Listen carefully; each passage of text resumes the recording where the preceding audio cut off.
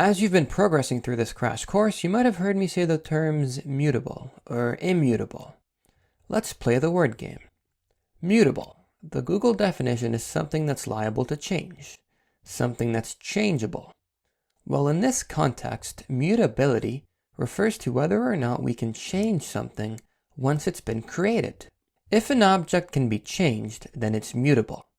If an object cannot be changed without creating a completely new object, then that would be considered immutable.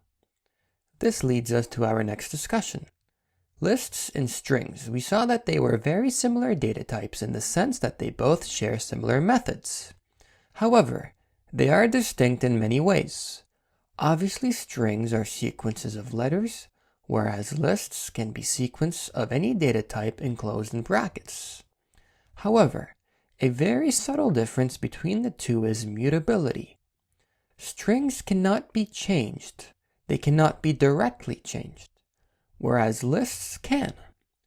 So it follows that strings are immutable and lists are mutable. How can we prove this?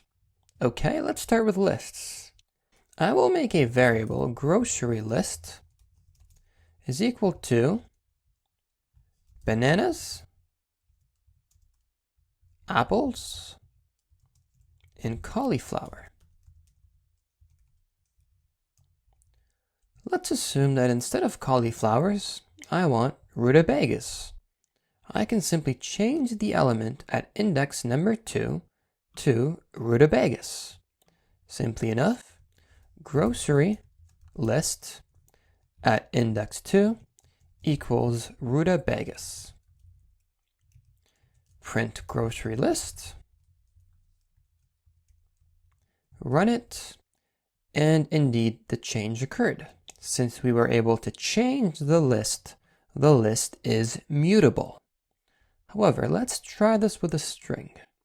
Set a variable misspelled vegetable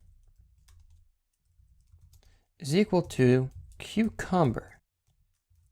Clearly, I misspelled the word cucumber. This O right here should be a U. Intuitively, what I would think to do is grab the character at index 0, 1, 2, and 3 and change the element at that index to a U. Let's try it. Misspelled vegetable at index 3 is going to equal a U.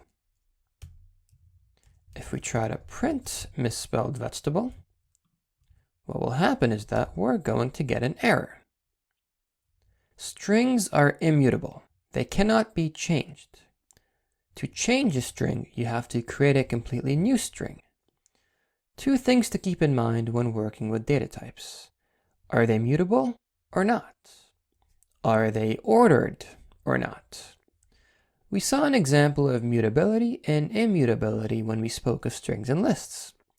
We discussed how both strings and lists, they are both ordered. Every element or character is in a certain position, and the position of that element is represented by an index. And through the index, we can access that element or character. However, we still haven't worked with data types that are unordered. You'll see examples of unordered data types later on. For now, just keep these two thoughts in mind when working with data types. Are they mutable? Are they ordered? Why do we care if something is mutable or not? Let's talk about that in the next video.